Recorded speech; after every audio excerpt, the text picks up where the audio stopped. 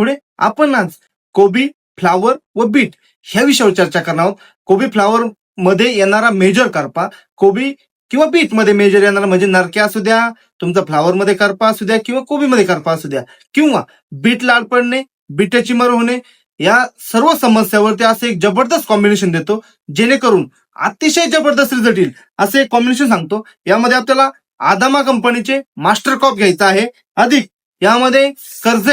कर्जेट नावाचं सायमोक्झिलानियम 45 असणार बुरशीनाशक घ्यायचं आहे, अधिक अँटीबायोटिक म्हणून व्हेल्डामायसिन ऍड करायचा आहे यामध्ये, अधिक आळई,